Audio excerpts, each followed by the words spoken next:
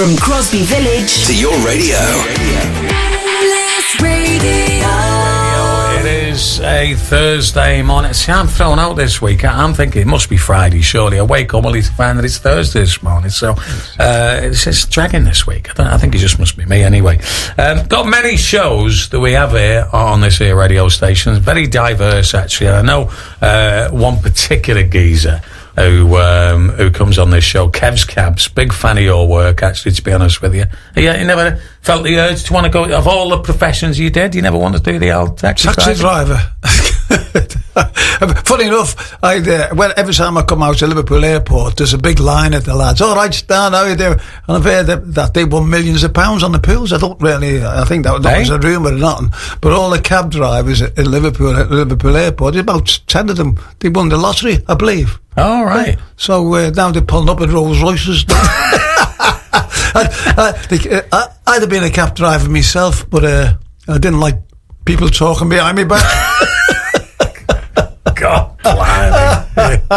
Sorry about that. But I know Kev's Cabs. I'm sure they give Kev's you a lift. Cabs. If you need one, you know, when you're on a night out sometime, Kev's Cabs, he'll box you off. So anyway, we went up to this. You've done Run Around, and then so was it Opportunity Knocks and New Faces you did? I did. Funny enough, I was asked to do both of them, right? And I picked Opportunity Knocks because I didn't want anybody on the panel taking the mickey out of you like they did, you know. Because Huey wasn't like that, was he? No. Huey Green was did a nice show, and it was all really nice. The problem I had was that I had that was with Bernie Flint. I was on with Bernie Flint, local lad, from South Coast. Because he was on it for a good few weeks, wasn't he, Bernie Flint? Yeah. He won it a lot, didn't he? And he won it 13 times on the run. I won on the clapometer in the studio. It was like you had to, all the people at the age have a stand up and then they'd all clap, and they have this like little machine that with a little arrow going across the screen. And the louder they clapped, the higher it went. But it was a fella with a little stick moving it. It wasn't electronic. Wasn't it? No. And he was sitting there at a desk with a little stick going up, with a little arrow going up and up and up. He listened to it and he said, "Oh, no, it's about right there." Yeah. And that was the clapometer. Blimey. And I won on that. But anyway, in the vote, Bernie got again. So we'd won 13 times. Nobody was going to get Bernie Flint off it. Nobody was going to try and get Bernie. So Flint were you on before or after Bernie? In the middle. Bernie had won 4 or 5 times before that. But the thing is that he finished up as a good mate of mine, Bernie. Right. Yeah. And as I say, we do a few shows together, and we'd go do a bit of skiing. So we're good mates. Yeah. So what was Huey Green like? Well, he was sort of Mr. Showbiz, wasn't he? Yeah. I'll tell you folks. I want to tell you folks. Yeah, I mean, that must have said it. I want to tell you most. But he made stars of a lot of people, like Tom O'Connor was on there. And Bobby Crush. Was Bobby on there? Bobby Crush. Oh, he was on there for years, yeah. And, there was loads of... He loved comics. He loved comedy. He always wanted a comedian on his show. He'd have singers and all that, but he'd like comedians. So, yeah, it was a great thing. Well, and them days, there was 20 million people watching. Oh, yeah. Oh, that's the thing when people, you look at the Britain's Got Talent and your X Factors and all that, this is nothing new. The concept of a talent show is nothing new, is it? You know what I mean? But these days... It's the way you do it, and it goes... if you think about it, New Faces being a classic example, that's no different than Britain's Got Talent. And that you've got 4 people who are ripping more lights and more audience. That's all it is. More shows of the audience and more shows with modern technology that comes into it, So how many weeks did you do Opportunity? I did one, then I did the All Winners show. Well, the problem was that they used to have an All Winners show at the end of the year, and this year they couldn't have one because Benny Flint had won it. That many times. And there was no more. It'd have to be called the Bernie Flint Show. And so they did a variety show, and then they did another show, and so I did it 3 times in the end, and it just changed my life. Yeah. The phone started. Well, I still had a manager in London. The phone started ringing, and all the agents in Liverpool who didn't want me before I'd done that. We couldn't get bookings off. Oh yeah, we'll want Stan. We want so. And my agent Lon said, "Well, you can't have them." So, yeah. So anyway, that was it. And then the next minute, TV shows started coming in, Run Around, Summertime Special, Seaside Special with Val Durnican, Janet Brown, people like that. Then over to Scarborough for 22 weeks, a summer season. How many shows? Just every night. Right. Yeah, every 22 night. weeks every night. 22 weeks every night. But it was brilliant because it was better than driving a lorry. Yeah. Right, with no tax. And it was better pipe fitting welding underneath Broad Green Hospital, Ducks, and the Royal Liverpool Ducks. But, and the Eye Hospital. Did I say the Eye Hospital? No. What was it before it was the Eye Hospital? I don't even know what the eye. Do you mean as in eyes? Yeah, look, the Eye Hospital. I've no idea. It's in Old Hall Street. Right. What was it before? It was an eye hospital. I have no idea.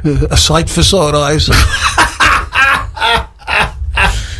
He's here all day. He's here all day as well. So that was it. Summer seasons and then pantomimes, which I loved. Yeah? Yeah, I loved pantomime, yeah. Right, Wishy-washy. Yeah. Oh, yes, it was. Oh, no, you didn't. I got all these. I got all these gags, and I have someone communicating with me at the moment, actually. Well, I'll make reference to very soon, actually. Listen, I've just thought of something. You know what? Go on. I put a ticket on my car for an hour. How long have I been here? About 2.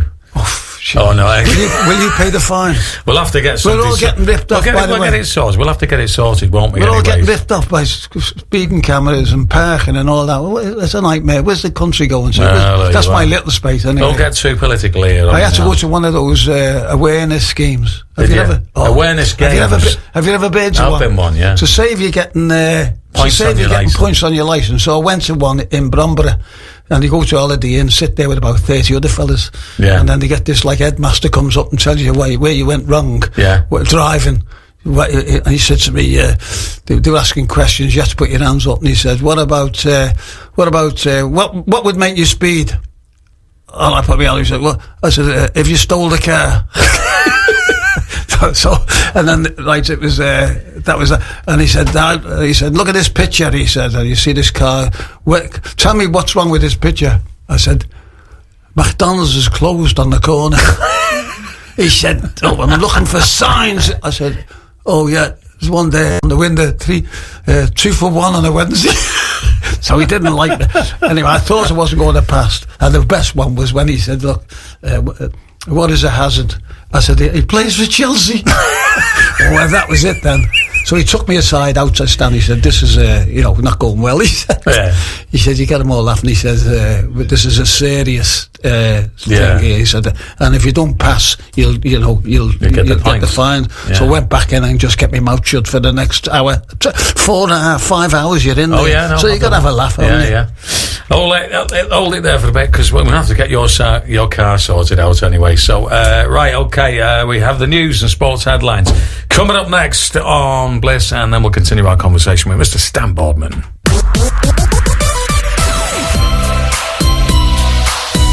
Bliss Radio. I met Rod Stewart. Well, do you know what? I've met 4 of them, and I don't know when. Yeah, 4 Rod Stewarts I've met.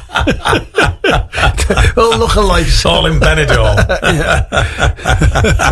You're listening to Bliss Radio for a Thursday morning. Kev C says hi, by the way. Okay. Right. Yeah. You've got to say who you're talking to, because people have just switched on. Oh, yeah, sorry. What telling me what to do again. I just thought I'd mention that anyway. Okay. But it's I've forgotten now. Oh, Stan Boardman's here. Yeah. And how is Kev? He's all right. Yeah, he has a bit of a connection with the station, you know what I mean. Good. So he's a friend of Sean's, and he supports it and everything like that. Okay. I haven't heard from him for a while. So yeah, he's been in prison. No, he's not. I'm not in hospital. He's been in hospital. I knew it was one of those things anyway. So, but he sends his best, because you did a bit of panto with him, didn't you? Yes. Oh no, I didn't. Oh, you did. Oh no, I didn't. Of course I did. We did the Royal Court together. Yeah, very good lad, very funny man. Yeah. Well, not funny, but a good straight man. Yeah. Every time I used to go on stage, I wanted to make him corpse, make him laugh. Yeah. And I managed to do it every night. Yeah. Oh, yeah. I can well believe that. He's dead easy to make laugh. Yeah, especially I know in situations where you shouldn't laugh. And he's very good at making me laugh as well, I might add. So that's another story there. Yeah. But anyway, so Stan Boardman's our guest here on Bliss Radio for a Thursday morning. Now, we got to the point where you've been on opportunity knocks, you've had the clapometer. Got rid of it now. You've probably got young people thinking, what's that? Was that how they used to test you years ago? Anyway, but there's another story. So you've done all that and you've progressed onto the box. The phone's ringing. When did Johnny Amp get in touch and say, I've got this programme, comedians, put them all together? When did he get in touch? Well, funny enough, I was working around, as you say, Newcastle, Middlesbrough and all them places, and over to Scotland and back down again. And the fellow who used to book was a fellow called Roy Basnett from Manchester.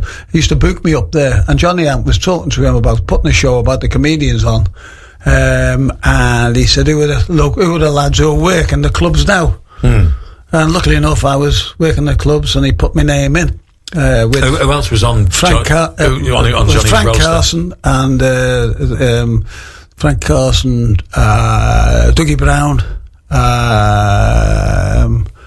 Bernard Manning.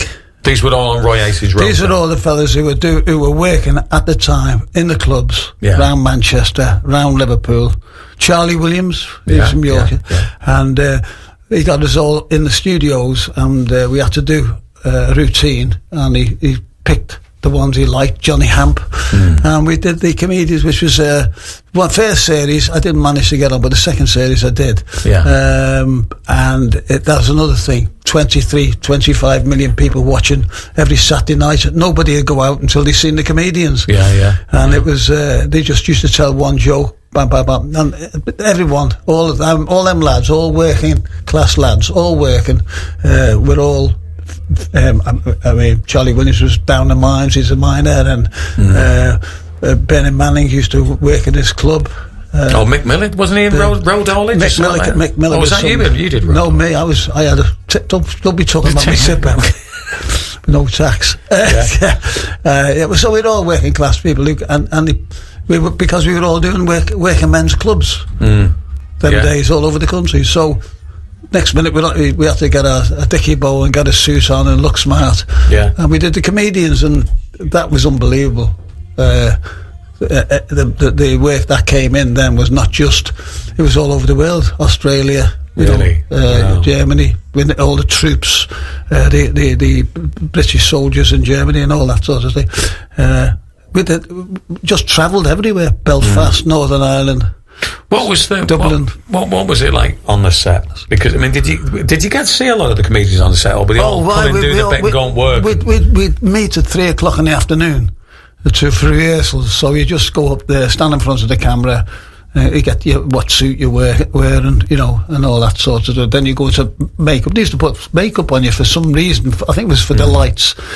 And that was that. And then you go and sort of stand round waiting until the audience came in. And then the music started. And then you all went on and did your little 15-minute, 20-minute spot. And Johnny Hamp used to pick one gag, maybe two gags out of that one. And that would go out. And then he'd say, come in next week, we'd have to do another routine. And the week out, I think we were struggling really after about 6 or 7 shows, looking for new material and that, but because the thing is, it's like you said that everybody used to watch it on a Saturday night, but you just cracked all your gags. If you go and work Saturday night later on in a club and they've all seen your gags on there, that must have been... It was only one gag. You only got shown one gag, so it wasn't too bad. Right, yeah. But it must, I mean, that really must have upped it a lot for you. Well, then you had to work on your scripts then. You had to try to work on something. I was never, at the end of the day, a gag comedian. I used to tell stories and things like that. I think it came from, like Tom O'Connor used to tell stories, Liverpool stories and all that. It was more like a story, like the kids do today, like the young comedians do now. They don't tell jokes, they tell stories. There's no punchline at the end, And Tom O'Connor was, it was spot on with that. Yeah. Got to ask you a question there, Stan. I've never asked you this before. It's a deep and probing personal question. That's right. The perm.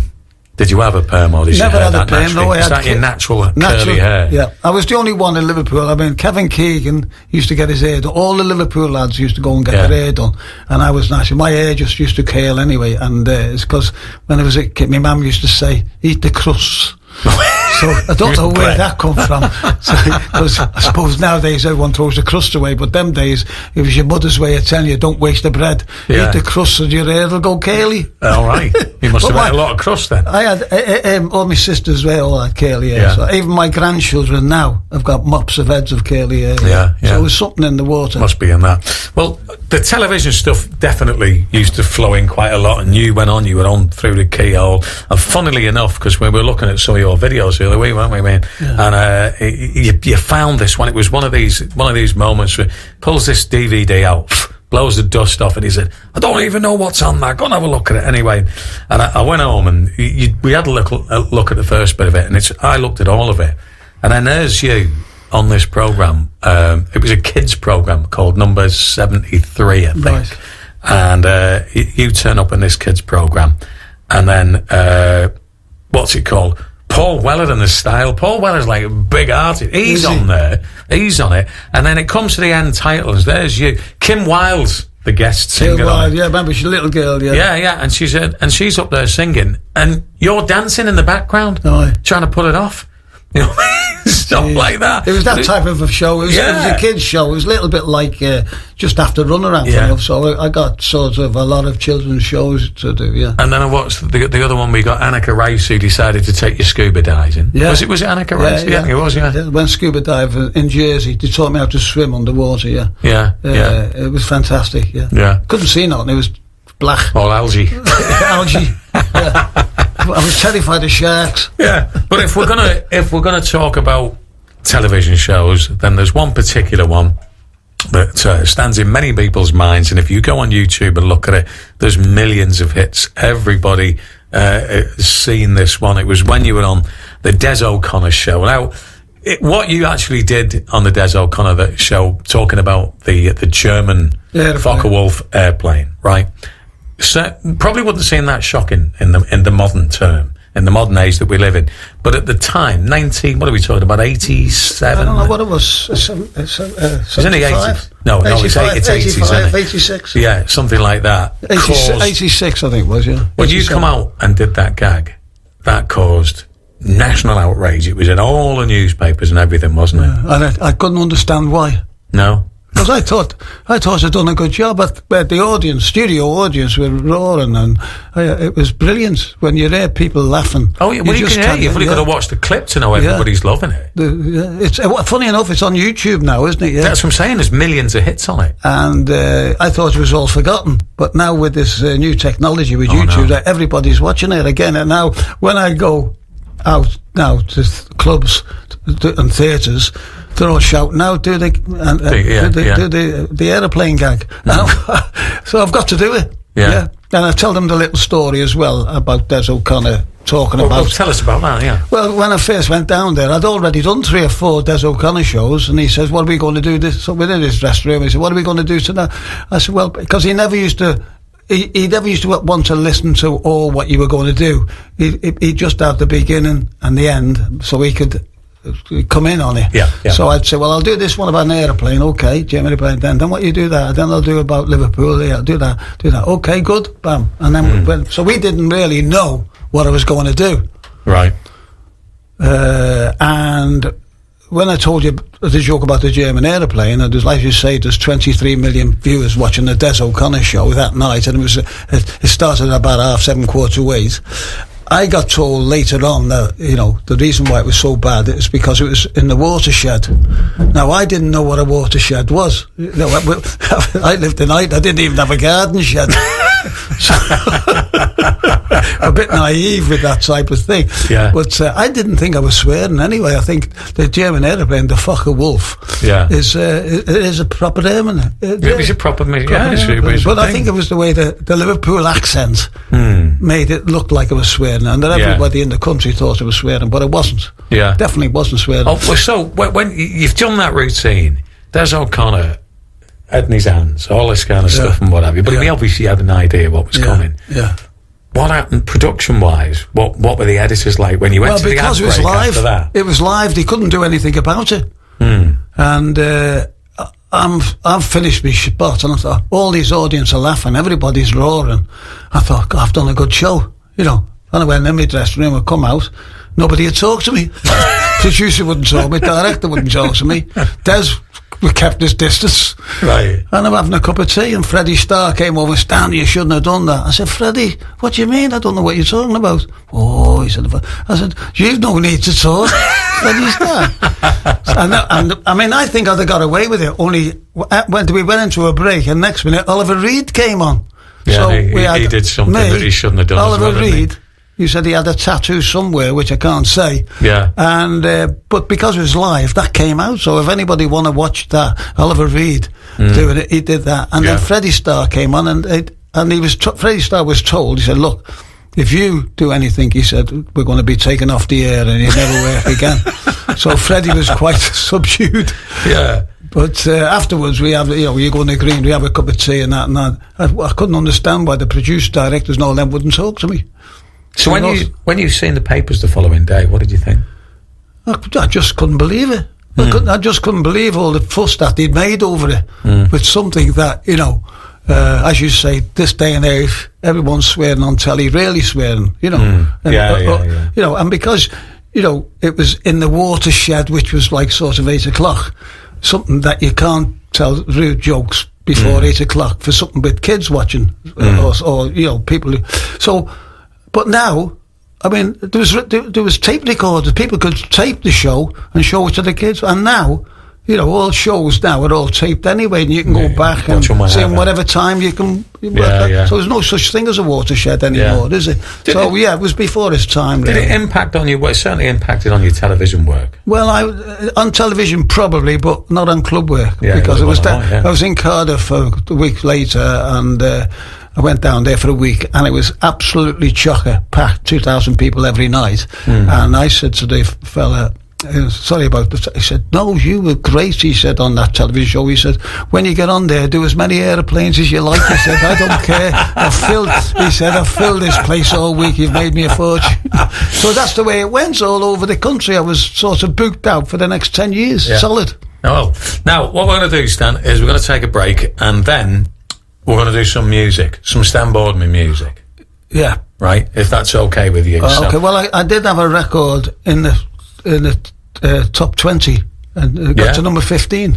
You play it later if you want. Play that one. Okay. Right, okay. Well, anyway, let me take a little bit of a break, and then we'll come back and you can explain this song, because it might be one that people haven't heard, you see.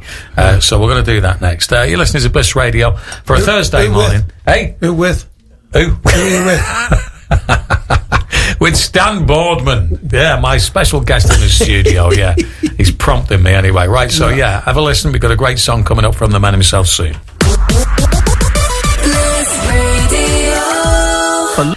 Right, okay, Stan Boardman, my guest in the studio. Now, we've got a few other things that I want to talk about, but we're going to take a musical interlude now. A musical? Because you and your writing partner, your musical writing partner, Paul McCoy, you knock out a bit of stuff with him, don't you? Paul does the music, right, and I write the lyrics. Yeah, like Lennon and McCartney. You can't blame Paul for the lyrics. You got to blame me. We did a World Cup song 2006, and it got to number 15 in the charts. It's called Aye Aye Yippee, the Germans bombed our chippy, and it got banned off the radio, would you believe? So there you go. But it got to number 15, and then Top of the Pops that year heard that I was ready to go on Top of the Pops, so they cancelled Top of the Pops. And it was taken off the air. I think it was because of going off. I think it was because of Aye Aye Yippee, the Germans bombed our chippy. So we didn't bother with that. So that was all right. And then we so let's make another one about Liverpool, and we made another one called the Bin Bag Song. Yeah, you know, everyone's sick of bin bags. So you can get all these things you don't buy in shops anymore. You get them on that, what did he call it? eBay, Amazon, and all them sorts of things. So so they're selling quite a lot on there. I don't get any money for it. I think they charge you get about an halfpenny or penny something it's silly money. But anyway, it's good that people are getting them all over the world. So Australia, Canada, had someone from Hong Kong, South America. It's unbelievable because he tell you exactly who's bought the records. Yeah. Now here's the thing. What month about? But it's still in September. September. Well, people plan ahead for Christmas, don't they, Stan? Well, funny enough, it's yesterday was a bit of a cold wind. I thought, hang on, is this our summer? Has it gone? We've had a great summer, and everyone's thinking, hang on a minute, it's only like sort of 10 weeks to Christmas. I don't know. I'm not that good at counting. Something like that. And I'm thinking, okay, well, let's have a Christmas song, as we do.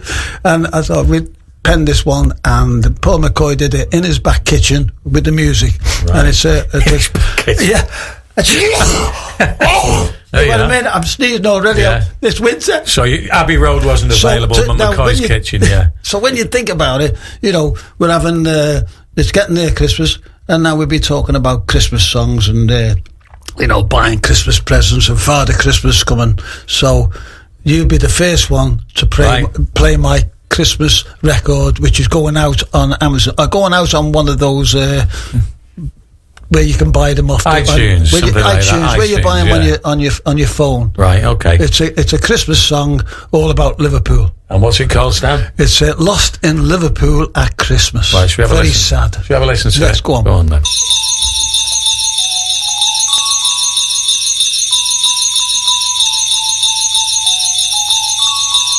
Got the holly and the mistletoe, the lights are on the tree. There's only one thing missing, you're not here with me.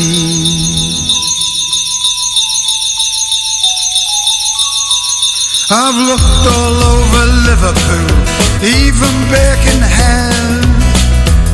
I've searched along the dock road, down to the pier. Well, the Albert Dock and Buell, I don't know where you've gone. I got lost in hiding, looking for old Swan.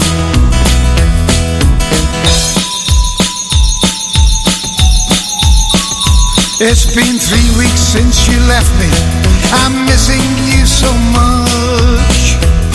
The sink is full of dishes and the washing's piling up. The police came by just yesterday, they thought I'd done you harm. They dug up all the garden and a field in Cancel Farm. Got the holly and the mistletoe, the lights are on the tree. The only thing that's missing is you're not here with me. Merry Christmas, mister. Thanks, son. Well, a friend of mine's a DJ on Radio Merseyside, and when I told him you'd left me, he just broke down and cried.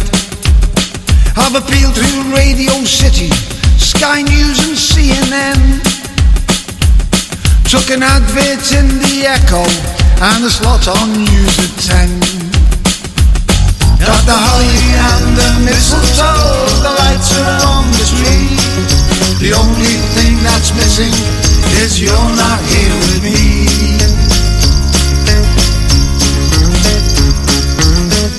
So if you get this message, please come back to me, 'cause next week it's your birthday and you'll be 83. Got the holly and the mistletoe, the lights are on the tree. The only thing that's missing is you're not here with me.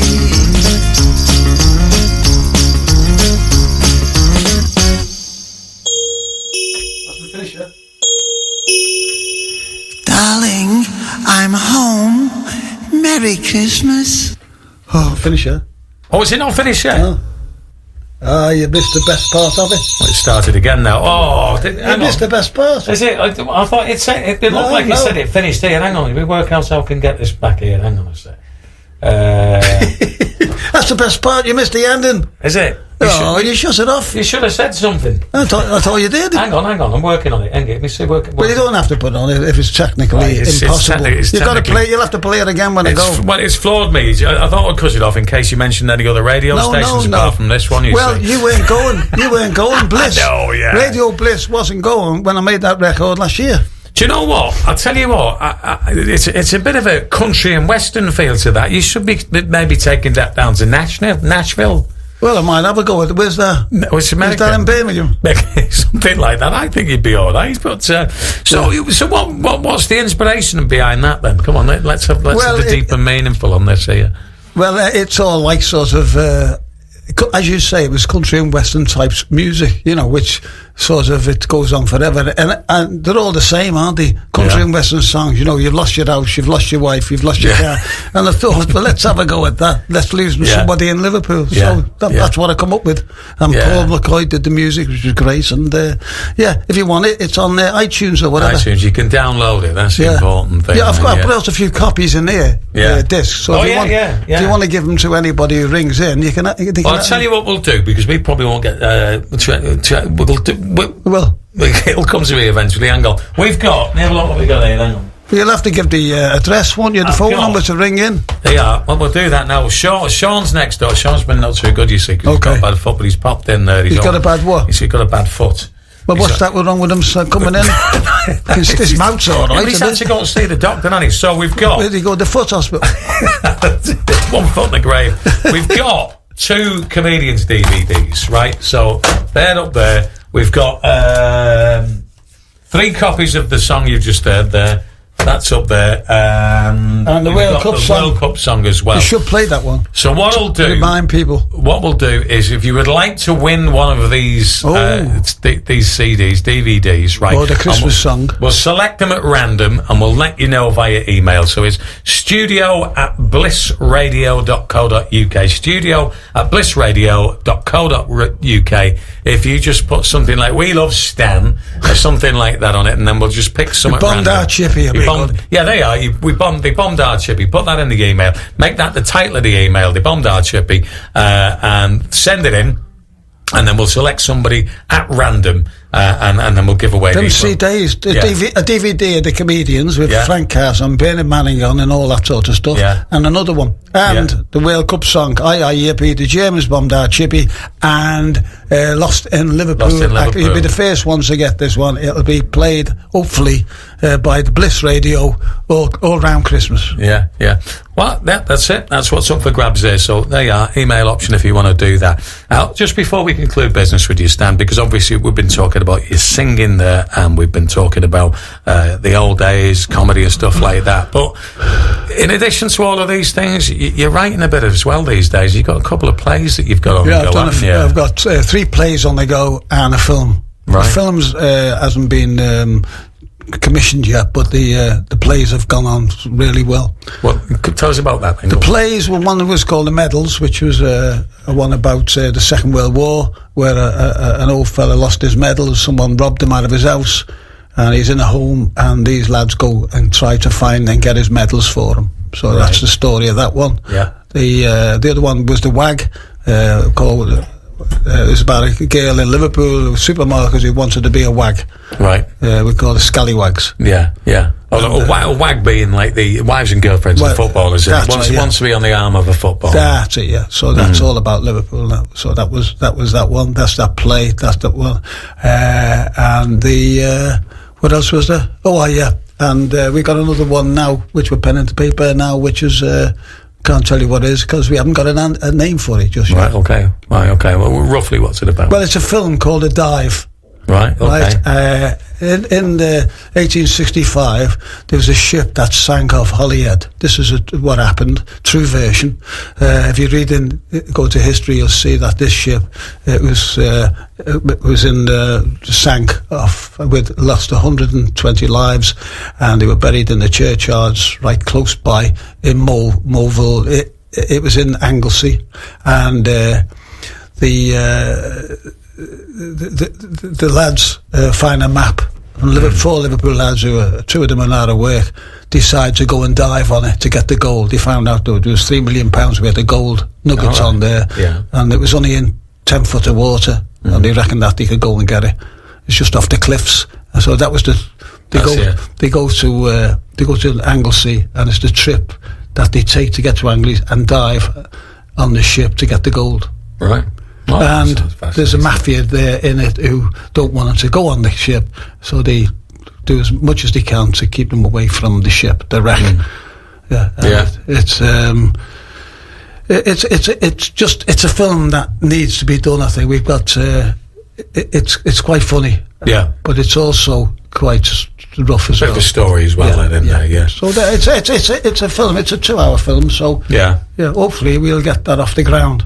Yeah. Who would you say then, Stan? A little wise before you go out, and there's Gemma who comes in, by the way. But you know, though, forgot to tell you that I am doing a show here in Southport next year. Oh yeah, of course. We've got to get them plugs in. And so come along and see that one. I'm in the Brinley in November. Brinley Runcorn. In November, and I'm at the Gladstone in November. So I am doing a little bit of a tour. Yeah. It's called Audience With Stan Boardman. Yeah. So it's we did New Brighton, which was great. We had the Flowers in New Brighton. Yeah. We're going back there again next year. And that's when this November, that's when he had me bad foot that night, remember? Yeah. Well, this November we're in Runcorn, the Brinley, and in the Gladstone Theatre in Port Sunlight. Yeah. And then I'm doing one in Blackpool, and there's another little theatre near Blackpool. I can't remember the name of the bloody theatre called. Anyway, I'm just looking at my diary. What was it? When did I say November? Bro, the one in Britain, I've got it in here actually. September, October. Should have planned this a little bit better, really, shouldn't I? But also, I'd just like to mention one thing. It's a Sunday night, that one in November. I can't remember when it is. Lytham St Anne's. Lytham St Anne's. Theatre in Lytham St Anne's, Right. So that's on the 1st of December, right? But I'm just, funny enough, I was in Long Lane this week giving a sunshine coach for handicapped kids. I raised the money, £30,000 for the Variety Club. For the Variety Club of Great Britain, and we went there and we gave the Stonebridge School in Long Lane, and the kids were all there, about 100. I can't believe how many kids who were disabled, and they were being able to have a coach, so it didn't take them out. We got a lift on the back, so it lifts up wheelchairs. And they can go to New Brighton and go to Southport and all that now from the coach. So I've been with the Variety Club now for 40 years, so we've done over 100 sunshine coaches. And it's still big in Liverpool. A girl called Lynn Staunton is the boss. I was trying to get her down here to have a chat. Maybe one day you could get her down here to sort of put the Variety Club. Well, we're more than happy to do that. To come down. Still playing a golf as well? Still playing golf, yes. Yeah. I was played the other day, Royal Toxteth. A lot of it's sort of charity stuff, and I'm going over Kelly Dalglish, and we're going over to for Marina's charity, over to La Manga for 4 days. So that'll be a good one. That's a bit of a record. Does Kenny play a bit? Kenny is a great player. He was in single figures. I don't know where he is now, but he was single figures. So he's a good guy. Him and Hanson, two bandits. Bandits. And I know you play a lot with Dennis Taylor. Dennis Taylor, the snooker player. Who's the best out of you two in there? Well, Dennis plays off 10, and I play off 16. So he's probably the better player than me. Yeah, right, Dennis Taylor. Well, he's got the eye for it. We do the snooker and the putting and the balls. So does he put the glasses on as well? He's still got them odd glasses. He takes on the big glasses. You wouldn't believe it. And sometimes he gets out a snooker shoe and puts it with a snooker cue. Right. Which I think is out of order myself. But I don't know whether there's a rule there that you've got to hit it with a putter. What? All putters are different shapes. Why not have a snooker cue? Now, I'll tell you what I will do just before you go actually, because you did cause a bit of a rumpus not long ago as a result of golf, didn't you? Because I'm sorry, I know this is like bad journalism, if you want to call it that, but I've got to have to expose you there, Stan, because that's what you did, because you weren't very happy. The club captain said to you, not happy with what you were wearing, so you made a bit of a protest, didn't you? Yeah. Well, funny, I was at the Royal Liverpool, and the fella said I wasn't properly dressed, so I put my German uniform on, my German helmet, and I rode up to the first tee in a Mercedes out the top of the car. Yeah. So I was banned for 8 years. But they let me back again, thank God. It's a lovely the Royal Liverpool. Yeah. But something I shouldn't have done. Yeah. Well, there you go. These things. I'm a comedian. Well, at Portal, I put a tank. I hired a tank and put that in the. I put the tank in the bunker on the 18th. He said, "I want publicity." So, I don't want that type of publicity. Cost me £300 for the tank. So I said, "Where can you buy?" Well, a fella called Mike Berry. He got the tank. He's a mate of Ray Parr's. Ray Parr, who does a lot of golf and was a variety club man, and they've organised a tank. It's always handy to know someone who's got a tank there, isn't it, Stan? You know what I mean? I'm very thankful.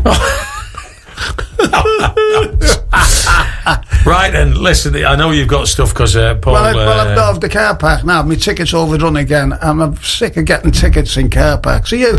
Yeah. There you go. I'll play to mine a ticket for... But the good thing is, though, when Stan went down to what's it called, to put his ticket in his car, the fella said, "You're lucky there, mate," and yet... Then he wanted a selfie. He wanted a selfie. I said, "Piss off." I said, hang on. I said, "Go away." Yeah.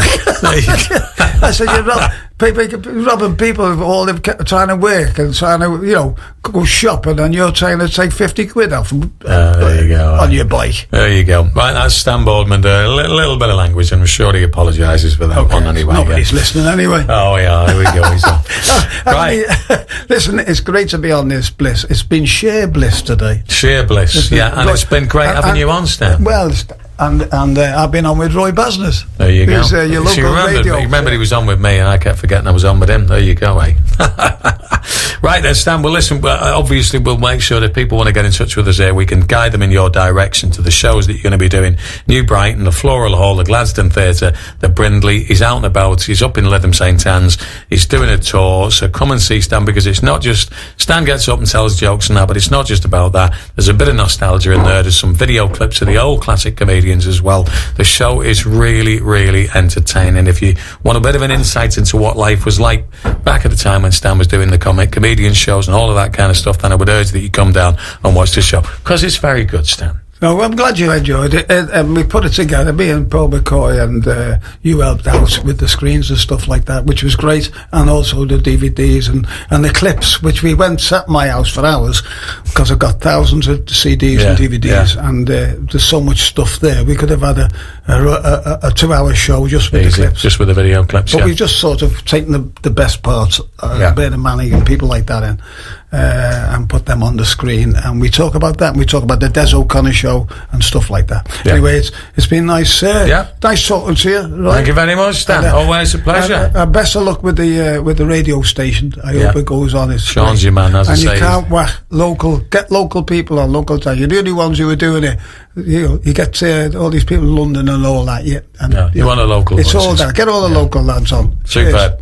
Right then, there you go. That's Stan Boardman speaking to us here on Bliss Radio. It's just come 12 on a Thursday morning. Blue sun, the skies out there, with a little bit of cloud. So it's a nice day for it. It's a nice day to start. Get on the edge of the weekend anyway.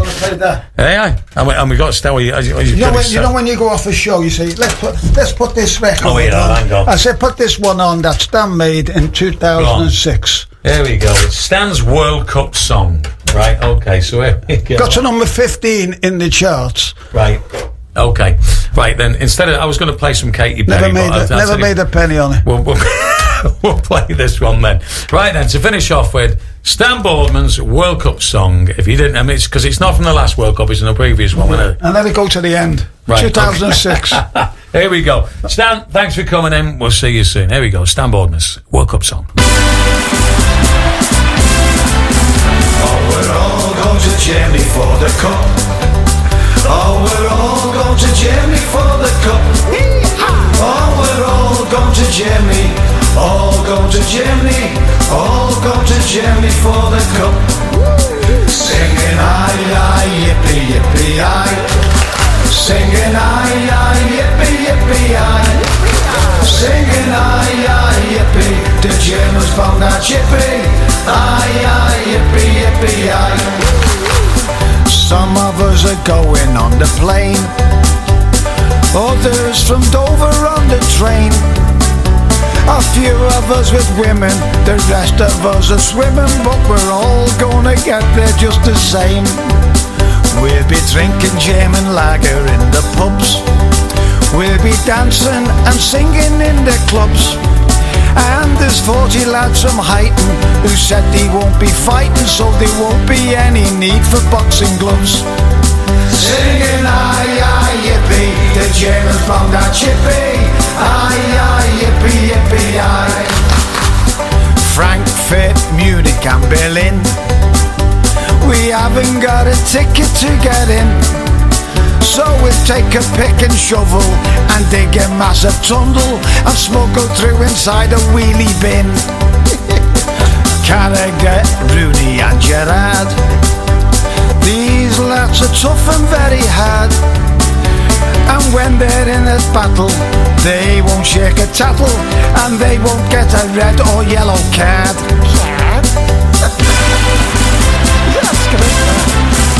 We'll be taking lots of banners and some flags. There'll be 30 lads with Asbos wearing tags. And when it's all over, we'll be heading back to Dover, so don't forget the 30,000 fags.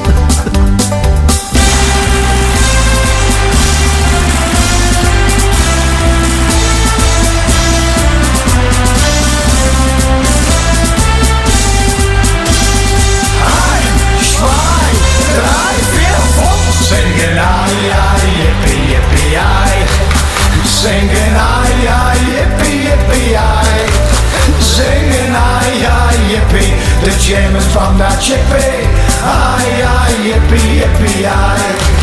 Singing aye aye yippee yippee aye. Singing aye aye yippee yippee aye. Singing aye aye yippee, the Germans bombed our chippy. Aye aye yippee yippee aye. Singing aye aye yippee yippee aye. Singing aye aye yippee yippee aye. Singing aye aye yippee, the Germans bombed our chippy. Aye aye yippee yippee aye. Singing aye aye yippee yippee aye. Singing aye aye yippee yippee aye. Singing aye aye yippee, the Germans bombed our chippy.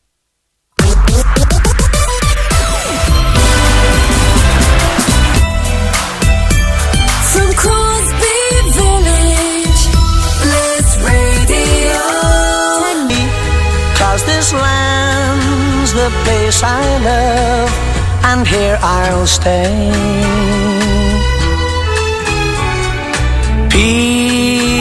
People, they rush everywhere, each with their own secret care. So ferry, cross the Mersey, and always take me there, the place I love. People around every corner, they seem to smile and say, we don't care what your name is, boy, we'll never turn you away. So I'll continue to say, here I always will stay. So ferry, cross the Mersey, 'cause this land's the place I love, and here I'll stay, and here I'll stay, here I'll stay.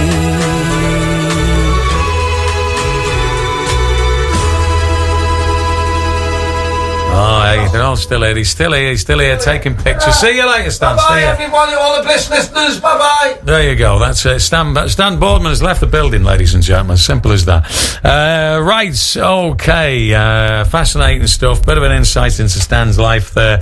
Not just from a comedy point of view, but obviously how he came to be where he is. You know, I've got to say, it's been fascinating. We had some great interviews this week. Obviously, we had Dean Sullivan in yesterday, and it will continue to be the case because one of the kind of policies that we have here at Bliss Radio is that we do want to bring in, especially people from this part of the world, people who have achieved a degree of fame, and in some cases people who not necessarily have been up there, maybe some unsung heroes as well. We certainly want to get those on the radio, and that is the intention within this particular segment of the day here on Bliss Radio. So big thanks, of course, to Stan Boardman for coming in.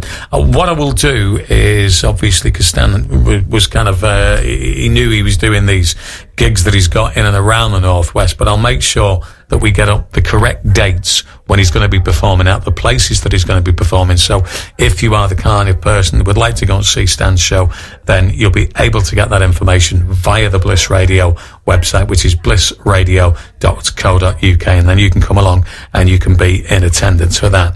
Well, it is Thursday at the moment, Thursday the 13th of September, and tomorrow is the final one of the week.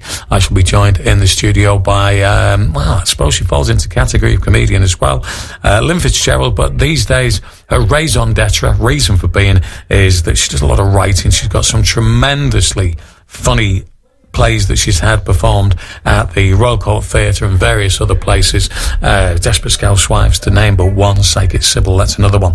So she's going to be with us in the studio tomorrow, talking about all kinds of stuff, generally just taking a look at the world as we see it and having a bit of banter with it. So that's what we've got lined up for you on the show tomorrow. If you could listen to us, then that would be really, really good. From Crosby Village to your radio. Bliss Radio.